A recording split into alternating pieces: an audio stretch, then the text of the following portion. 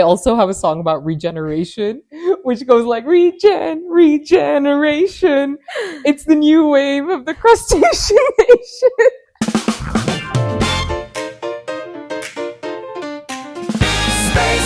Spaced out with Eshaana and Ananya, two best friends among the stars. Spaced out. Hello, we are your CHNOPS. I'm Eshaana. I'm Ananya.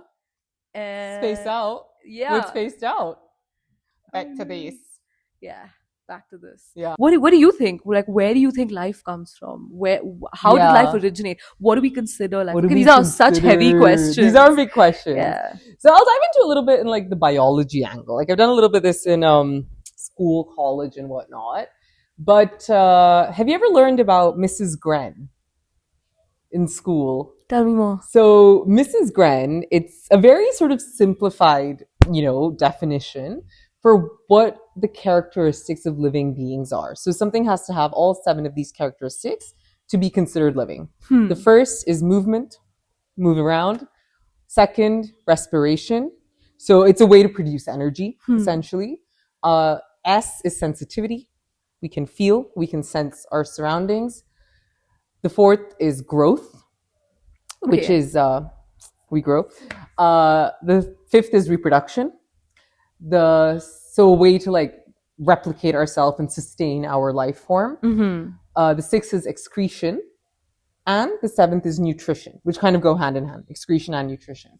Now, the idea is like in sort of simple biology, you have to possess all 7 of these characteristics to be considered a living being. But it already kind of knocks out this definition out of the park if you think of a virus, for example. So I was taught this analogy in school, I remember, which is like the cell is like a full working factory. Okay? It's kind of self-sustained, input, output, like that's all coming from other places, but everything to produce whatever needs to be produced happens in the cell. That is a living being that fits all the Mrs. GREN traits. Now, a virus, think of it as like a rogue blueprint that can just kind of come in, use your machineries, and make copies of itself. But it can't really make copies of its own. But if we go one step further, something like a prion, right? It doesn't even do what a virus does. You can think of it as almost... What is a prion? It's essentially just like these protein elements that have the ability to denature other protein elements. So coming back to our factory analogy, a prion would be like a piece of bent metal that comes in that can bend your metal as well. I see. So there's a lot of like, questions and like yeses and nos. We were talking about tardigrades last time. They can stay dormant for decades upon end. Mules, for example, which is like a cross between like a donkey and a horse, right? They can't reproduce on their own. Right? Because of the nature of their genetic composition. But they're still living, So the Mrs. GREN definition, it's kind of helpful to understand broadly what living things do. But it's a very simplified definition for life as we know it on Earth. But there's a lot of things that it doesn't account for. And something I read sort of, if we want to look at it a bit broader, right?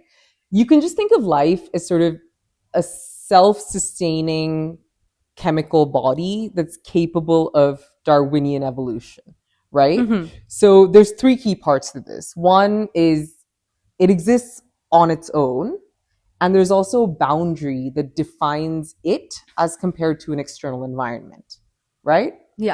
So it's like sort of self-sustaining. It's a distinct thing on its own. The next part, it's a chemical body. So there's reactions happening within it, right? And this also refers to some sort of disequilibrium in the energy in it and outside it. If disequilibrium means like some kind of changes. Imbalance. Yeah. So even us, right? If we, for example, I'm trying to think of a good analogy for this. If like, I don't know, I'm just surrounded by water and all that water is going in me and it's going out of me, like it's not going to keep us alive, right? But like we drink water, which goes through some chemical reactions in us and it comes out in a certain way. But there's essentially just a disequilibrium. Yes. Right? Which Fair enough, also, again, makes this as a distinct body. Mm-hmm. And now the last part of this, which is the Darwinian evolution part, is it has characteristics that help it survive. And subsequently allow it to reproduce, which feeds back into the self-sustaining part. Does that make sense? Have I explained it well? Yeah. Yes. Now I'm able to get it. Yes.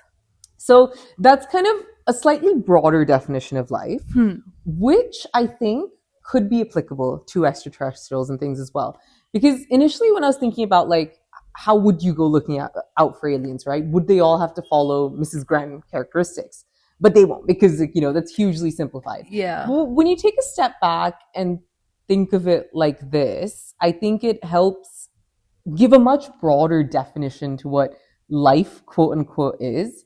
And I think we can dive a little bit into like life on Earth as we know it, which can then help us take a step back and conceptualize other forms of life. So there's a number of theories, of course, right? Like the way we kind of only know up to the Big Bang for how like the universe originated. There's only kind of so much we know about how life originated on Earth. Yes. But the sort of most widely accepted one is in the 50s. There was an experiment done by two scientists, or maybe one scientist, Miller-Urey. It's either the Miller-Urey, yeah. So in this, essentially, hydrogen, ammonia, methane, and water. These are four, you know, compounds that are found in our natural environment, right? Standalone, we won't call any of these compounds alive or anything. But when these four compounds were together and they struck some electricity through it, amino acids started to form, which are the building blocks of life. Building blocks of life. So it's almost like nature / the universe creates these building blocks because, again, back in prehistoric Earth, 3-4 billion years ago, all of these elements would have been abundantly there. Yeah. And electricity would have come in the form of lightning or something like that, right? We do see like that around us. That is insane. So the theory is, it blew my mind. Like when I first learned this in like evolutionary biology. So all these elements there, right? So picture it, and all of this is kind of happening in the water. That's what it's theorized as well. Because water, at least on Earth for us, is a medium of exchange. Because if you, for example, think of all these amino acids being created in the air, they would have kind of just been floating around. Whereas if they were all created on some sort of solid compound, they would be too rigid and they wouldn't be able to move around much. So water was a medium that fostered movement. So once all these amino acids were created, what they theorize is, now this is what blows my mind about evolution as a process. It's so completely random. Every trait that's been evolved, everything that's happened, it's been a random mutation for more evolved species. But even back then, it's just been random chances that have led to something occurring. But its sustaining is not random because it's survival of the fittest. So even if you come back to the baby amino acids back then, right? Amino acids would eventually just sort of move together in a way that then became a chain of sorts, similar to what we know RNA to be. Ribonucleic acid. Yeah. So if we know our DNA, right? It's deoxyribonucleic acid. Deoxygenated ribonucleic. Is that where it comes from? Correct. And Watson and Crick, but more Rosalind Franklin, we have to thank for discovering it. The double helical structure, right? But before that, RNA, just think of it as a single loopy strand, right? But RNA on its own, what's cool is, because when you look at DNA and proteins, we need DNA to make proteins, but these are nucleic acids.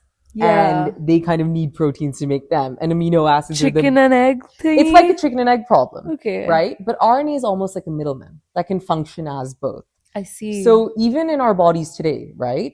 RNA acts like that messenger in the middle, right? I mean, I'm hugely simplifying the role of RNA, but you can think of RNA as kind of almost as the first entity. We can't call it a living being yet, but it was something that formed that eventually was able to replicate itself. And this is purely just the way the proteins arrange themselves, right? Now, subsequently with time, as this became sort of, it replicated more and more. What they theorize is fat, any lipids, they sort of form bubbles in the water, and RNA kind of went into one of these bubbles, which then protected it, increased its chance of survival. So slowly like that, that's how they think life, again, quote unquote, started to evolve. So again, eventually it formed a double helical shape, and that's what DNA is. As it became a double helix, it suddenly was a lot more robust. It could become longer. It could encode more proteins. It allowed for more complexity, right? And then slowly this kind of led to the origin of our first prokaryotic species. Prokaryotic? Yeah, so there's broadly two kinds, prokaryotes and eukaryotes. Prokaryotes, you can think of simple bacteria-esque beings, right? They have a cell nucleus, cell membrane, some sort of tail, but very simplistic, single cellular organisms. Eukaryotes are more complex. When you look at a human cell, right?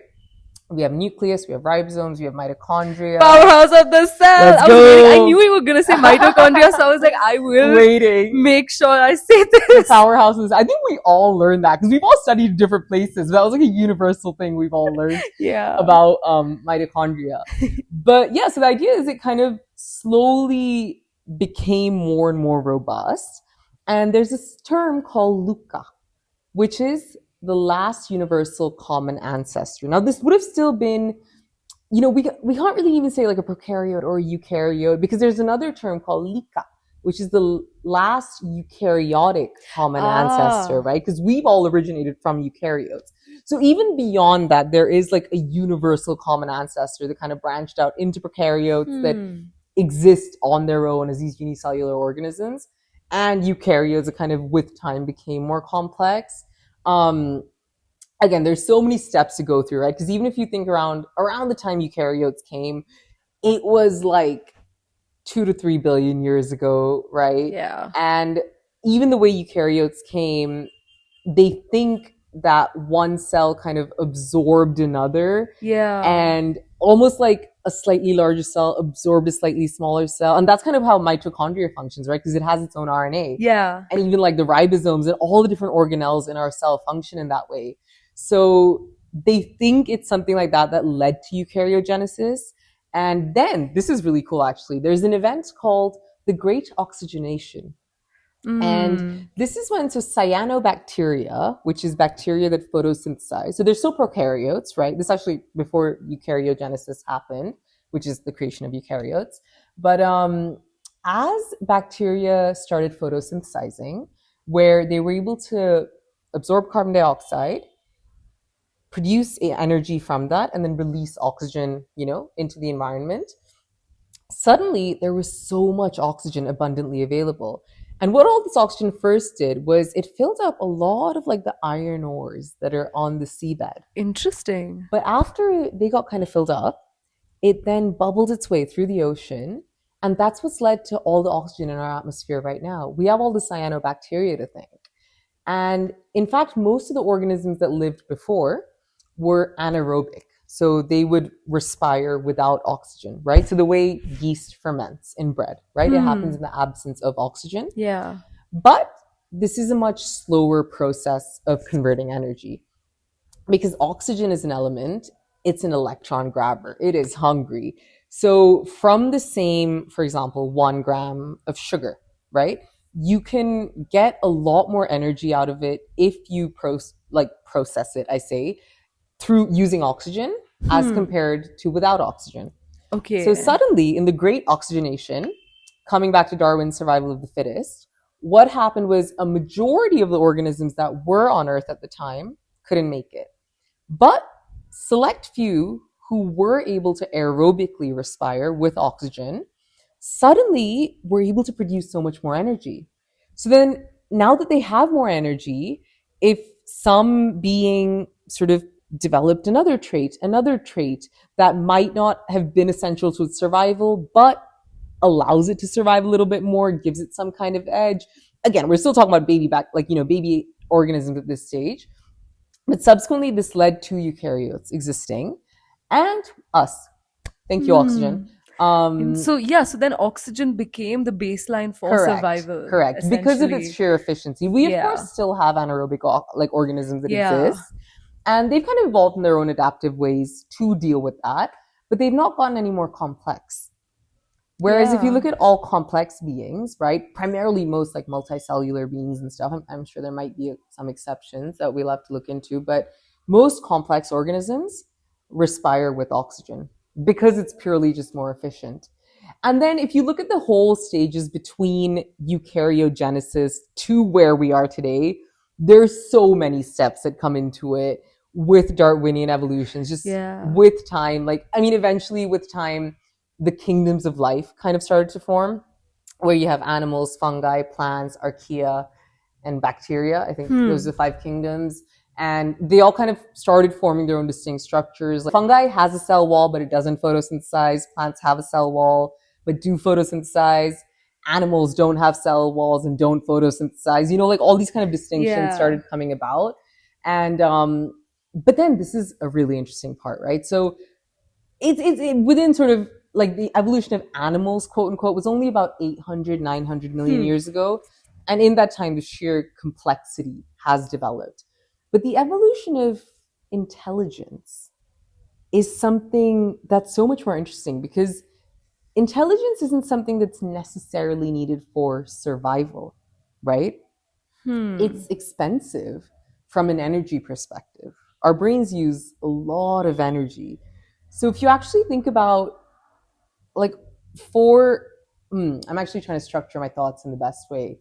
But if we think about baby RNA, next step LUCA, next step eukaryotes, next step multicellular beings, right? Where cells started sticking together, they started Yeah. functioning together, sort of sharing nutrition, even some form of cell differentiation where it was like division of labor. So they do each of their things the most efficiently, slowly evolution into just species and now coming more into the Mrs. Gren traits, right, that we know and love. Yeah. And most animals and things we know have all these traits and plants and whatnot, but slowly evolving. And now we're just talking about animals primarily when we talk about intelligence in this regard.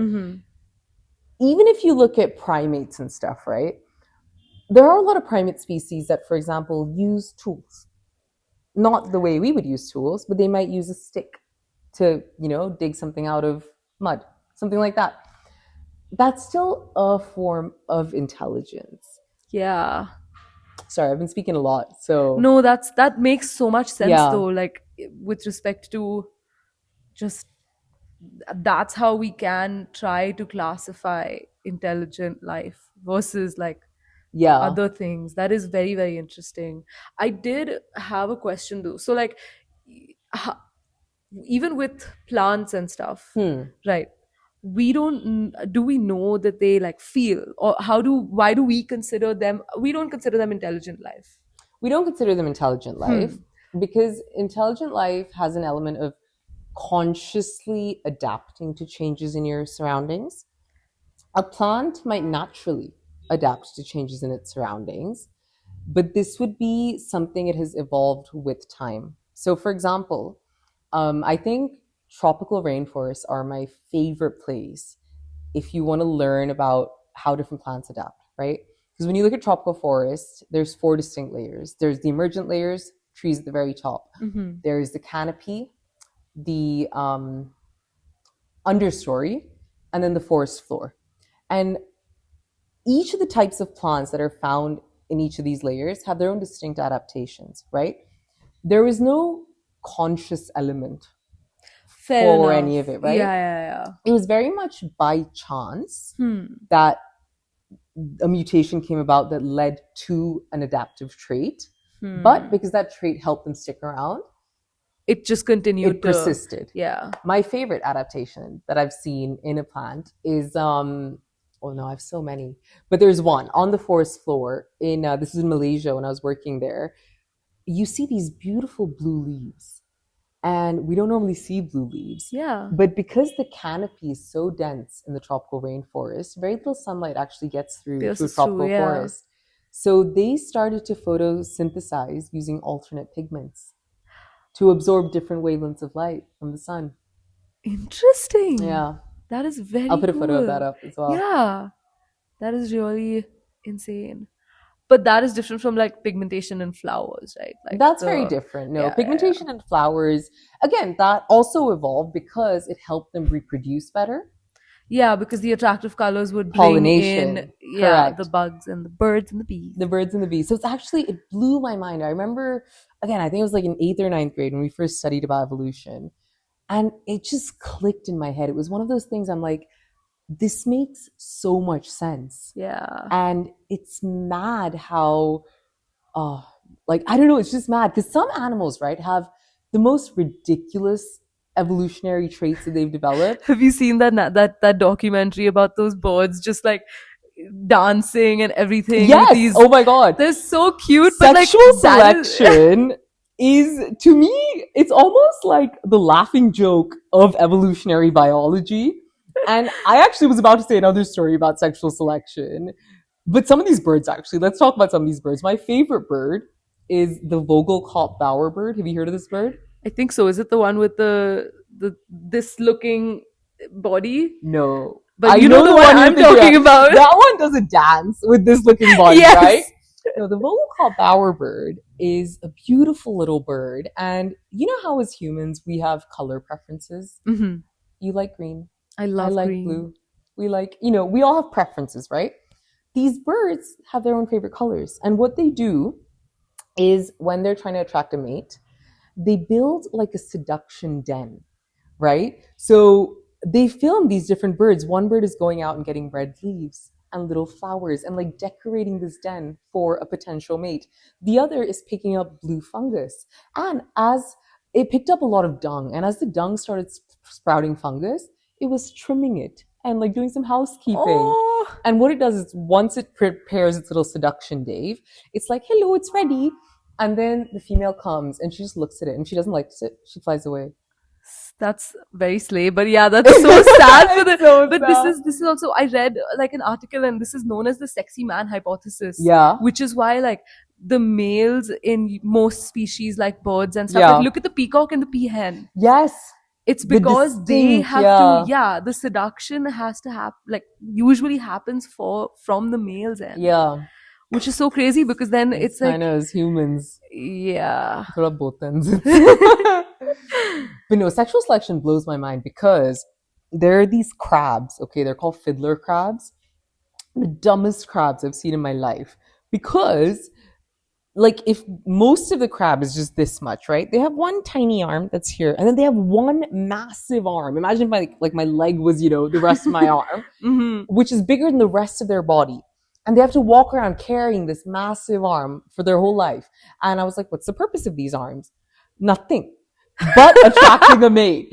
Like, oh my God, it's just like size matters. Yeah, and literally. Actually, so when you see these crabs, you'll see them using their tiny arms just to dig a hole. And they're just, this big arm's weighing them down. And they're just like, and this big arm's weighing them down. And it's purely just so like, to attract a mate. And they're so dumb, these crabs, because if you ever pick one up, it just drops this arm also. But then they can regenerate and all that's there. I learned a song about that. Do you remember the Jumpstart video I showed you yesterday? Yes. I also have a song about regeneration, which goes like, regeneration. It's the new wave of the crustacean nation. Jumpstart, first grade. Highly recommend. I also have a song about echolocation and how bats communicate. Ooh. Yeah. What were we talking about? Intelligence. And the life and the... Yeah. So I would like to dig into it because I know there are some sort of very basic traits on what enables the evolution of intelligence. And one could be variation in your environment, right? If there is sufficient variation in your environment that you have to reactively or proactively adapt to in some way, and there's an element of like a conscious choice that comes into it, that factors in. And then I think as sort of primates evolved into humans as we know it today, there were elements of community, that factored into it. There were elements of how we work with tools. with time kind of manipulation and all these other things, that it still comes down kind of survival of the fittest, quote unquote. And of course now, like in this day and age, it's a very different way we look at intelligence. But if we look at how evolution, like intelligence evolved, like complex species evolved long before intelligence evolved, right? Yes. And I think coming back to our discussion on aliens, right? Well, no, actually, this is something I want to get into later, but just something we can keep in mind is we've discussed the different stages of life to come.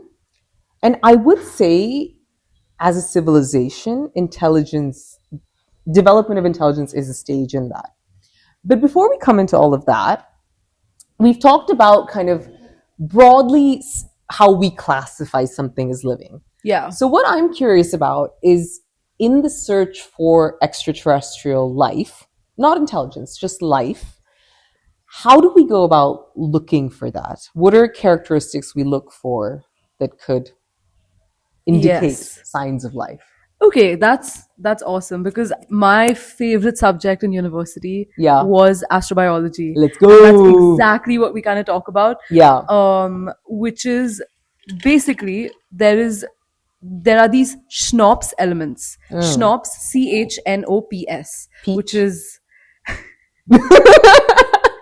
yes, exactly. But yeah, so it's basically carbon.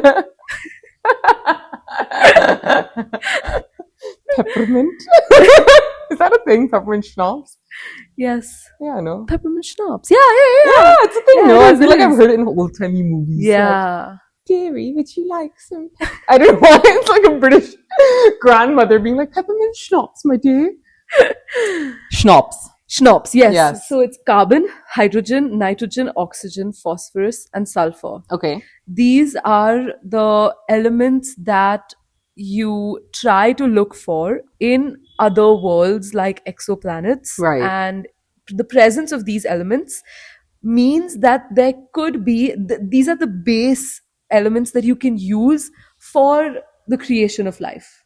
That's the belief in astrobiology, is that Okay. you need these kinds of elements again to create. I mean, that brings us back to like amino acids Yeah. and that kind Building of thing. blocks. The building blocks, Yeah. exactly. So these Things that few could lead to self-sustaining chemical beings, Yeah. exactly. So that is where our journey in the search for extraterrestrial life starts. Okay. Is the search for CHNOPS, the presence of CHNOPS elements in these extraterrestrial worlds. But now, if we come back to the n equals 1 idea, right? Even just this sort of a carbon-based life form and whatnot, we use life on Earth as we know it as a point of reference. But for example, if you look at our periodic table, right? So one thing I think we can kind of universally accept is, irrespective of what type of life it is, it will be made of elements. And Yes. we know, we've only identified, I think, 118 elements. So it is possible, for example, there could be elements that just don't That exist we don't on know. Earth. Yes. But nonetheless, the structure based on where it's situated in the periodic table, it gives them certain characteristics and functions and whatnot. And I think there's two things that I want to know. One is, while we know it's made of elements, we don't necessarily know how all of these elements interact in every condition, right? Because we have a certain sort of set of conditions here that enable the elements you've mentioned to interact in this way. Yes. So one, we don't know necessarily how these elements would interact in other conditions. The second is, so as we're carbon-based life forms, but right below carbon on the periodic table is silicon. And it could also form, the 4 bonds the same way carbon does, but it would be like rock. Unless, for example, it's in a really hot planet. Yeah. Then it would suddenly be like, woo. Exactly. The Yeah. movement comes back in. So are we almost limiting ourselves by just looking for CHNOPS elements when, for example, like another example I feel like could be ammonia. Yeah. In a very cold planet, it would function the way water functions on Earth. Earth. Yeah. That's a great question. The thing Yeah. is, the possibilities for life to exist in various different ways is Yeah. limitless. It is limitless. You know, we have We need as to we start had mentioned, somewhere. exactly. We need to Yes. start somewhere, Yeah. which is why we're trying to look for things that, because again, as you said, n equals to 1, our only evidence that life exists is in the form that we exist. Correct. Which is why that is the first place you're going to look. Yes. There could 100% Of be a course, different of form. course, Like yeah. one of the biggest reasons why Titan, which was the moon on Saturn, Yes, which yeah. has methane lakes, CH4 lakes, Okay. and it has a whole methane cycle. The way we have the water cycle here on Earth. Yeah. Evaporation takes place, clouds form, and it rains methane, and these lakes are there on Saturn's moon Titan. Okay. So that itself is also a condition that's similar to the water cycle here, Yes. which is essential Yeah. for life, right? So there are so many different avenues that we can look at. There are extremophiles that exist with anaerobic respiration. Yeah. Still, they are at the bottom of the ocean. They live on like volcanic vents. Yeah. I mean, those they think kinds of that's how things. life started here as well, in those vents. Yeah. So, you know, there are so many things that do exist in a way that their origin story is so different from our origin story. Correct. But we need to start somewhere. We need to start somewhere. Yeah, No, so- I think that's well put. And I think extremophiles help us, like understanding extremophiles on Earth, help us broaden our horizons, but we still have a baseline Yeah. to, like, a point of reference. Yes. To know what are we looking for. Yeah. Makes sense. Yeah. Exactly. It would be way too much otherwise. Exactly. Like, again, if it comes back to the fact that we don't know how all these elements could interact in every potential Yeah. environment or situation that could be on the planet, not the planet, the universe. The universe. Yeah. Little bigger. Yeah, mad. Yeah. So that is where the search for life outside of Earth comes from. And the thing is, right now, this is actually known as the Great Silence, is that The no Great matter, Silence. yeah, Okay. which is, it basically talks about the fact that we have been searching, thanks to SETI and a whole Yeah. bunch of other institutions. We've always been searching for extraterrestrial Yeah. life. We are curious beings. Yeah. We want to know if there is something out there, but we just haven't heard anything back. Why is there this great silence? Yeah. Why is it that it's a rare occasion that we exist, or is it like is it that we aren't, like, if that the people are obscuring, not people, but that these other life forms Yeah. are obscuring themselves from us?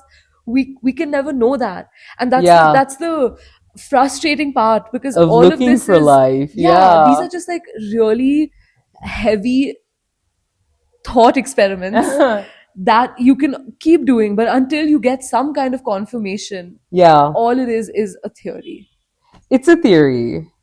So I think, I mean, in terms of the confirmation, like you've mentioned Schnapps elements and other things, but similar to how we kind of zoomed out from the definition of Mrs. Gren, and we talked about just sort of a chemical kind of disequilibrium system of being, if we had to, in a very broad way, kind of simplify what a sign of life could be, I think one thing could just be that existence of a disequilibrium in the environment. Yes.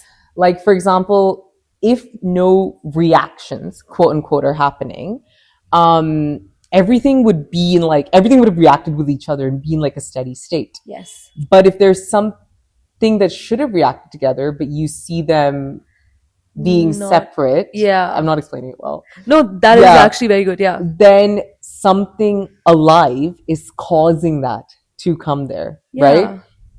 Something else I was reading about, this again comes down to like kind of biology, but you've heard of chirality in science? Needed a refresher. Yes, I have heard of it, where we are left chiral or something like that. Okay. So essentially, think of it as a mirror image, right? If you think of a simple amino acid, like the structure of it, it's just proteins, it's, nitrogen, oxygen bonds, whatnot. There can be two mirror images of it, right? Mm-hmm. But they cannot be superimposed on top of each other. Why? Because, for example, we can put a photo up to better describe it, but if an N, like a nitrogen is sticking out here and a nitrogen is sticking out here, they will never go on top of Oh, each other, you know? I see. I mean, it won't go like this. You know what I mean? So those refer to two enantiomers. That's the word for like the two different sort of chiral options.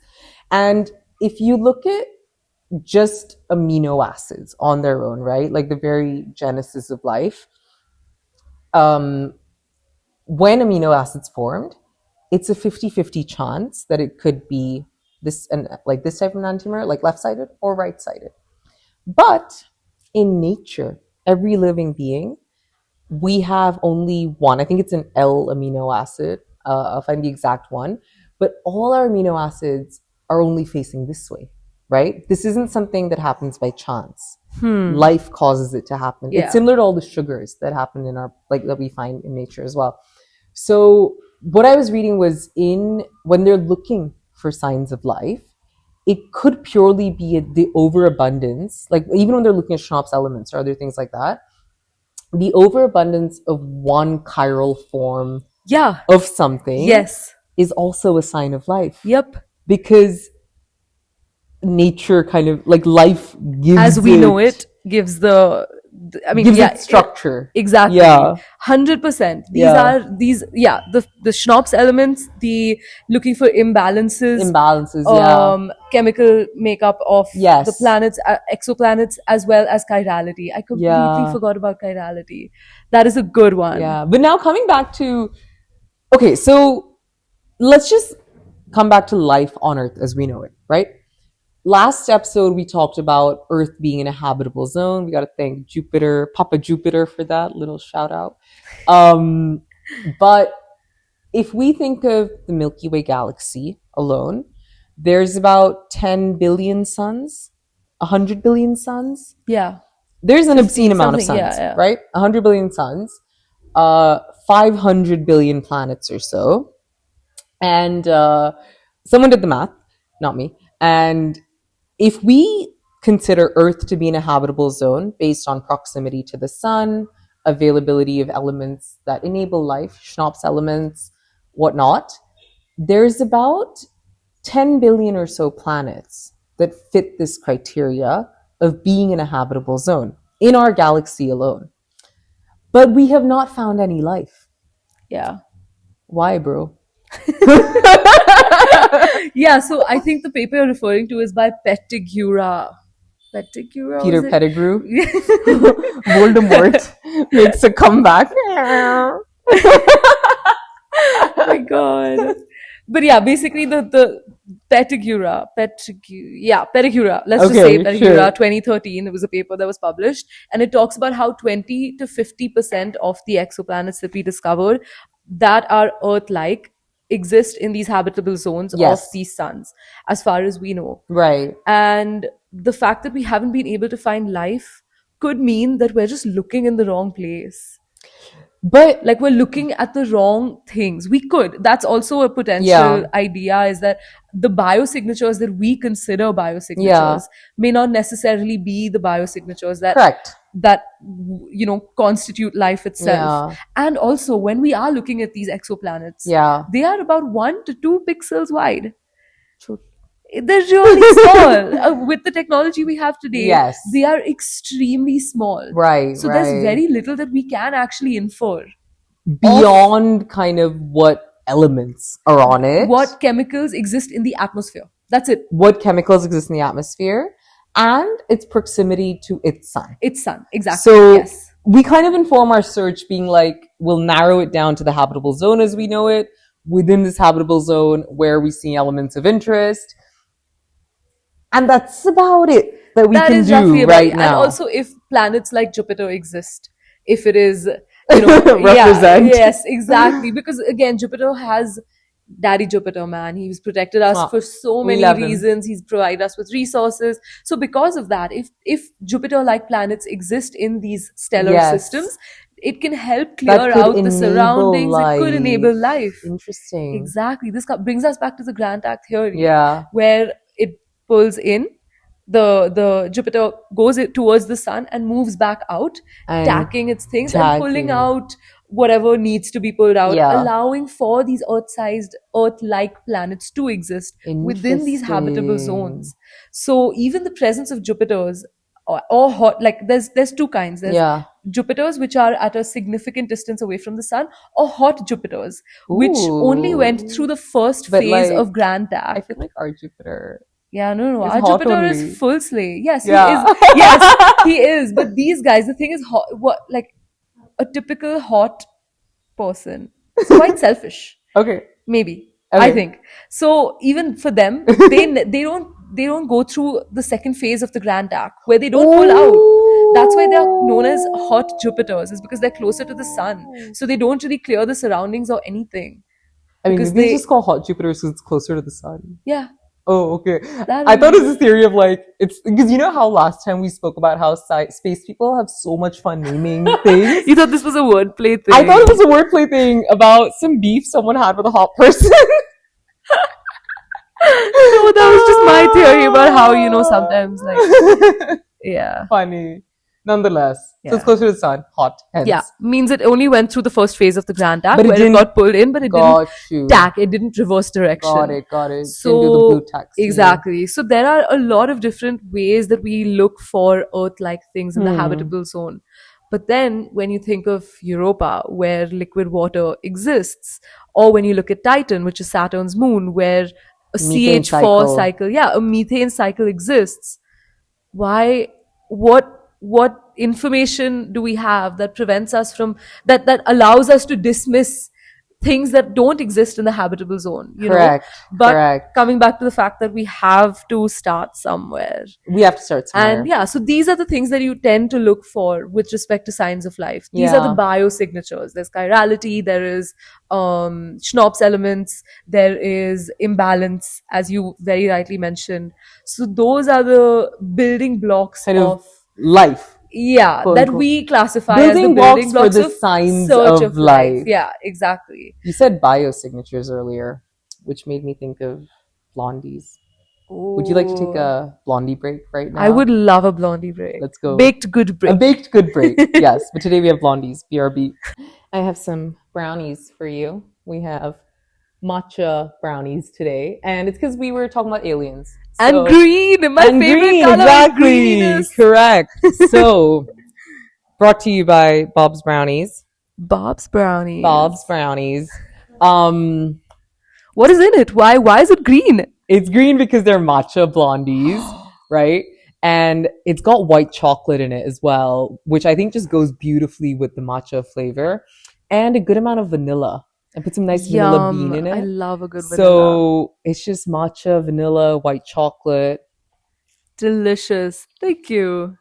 Cheers, my dears. Cheers. Happy latte day. We're having a Happy- matcha brownie on International Latte Day. In protest. In protest, exactly. Yes. Although 'Cause people do is matcha so lattes, underrated. so- Matcha latte, yeah. Yeah, so not in Fair- protest fair at all. only, Matcha is yeah. heavily underrated. You know, I wasn't a big matcha person for a long time. Hmm. And then I had so I'm not big on matcha with milk, but matcha with oat milk is phenomenal. Really? So I had like an oat matcha vanilla latte. It's so Valley Girl like coated, but it was so good. And that's actually what inspired this brownie, just like those blondie, those flavors associated with it.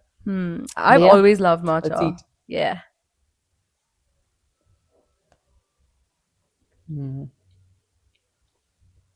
Martian blondies, if you will.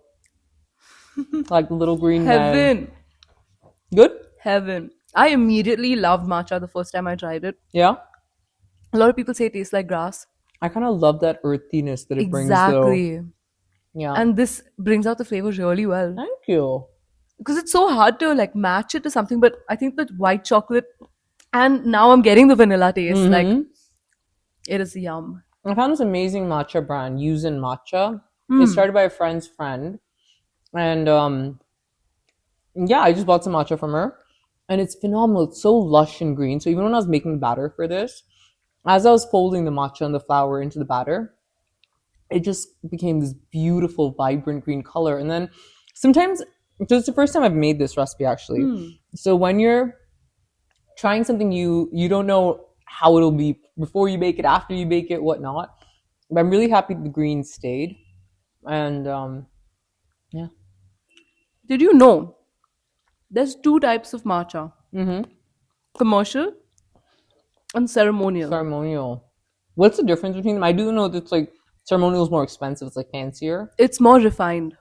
more refined. Yeah. Interesting. Sorry, less refined. You're right. It's less refined. The more refined one makes it commercially scalable, doesn't give it this beautiful deep green color. Right. Whereas ceremonial matcha is like not roasted, but like the process is done for longer, but it's not as refined. It's like slower and Yeah. yeah. You definitely because I haven't even put a lot of matcha in this, but the matcha flavor just comes through beautifully. I inhaled that brownie piece. So good. I'm glad. I'll keep these here for later Martian snacking.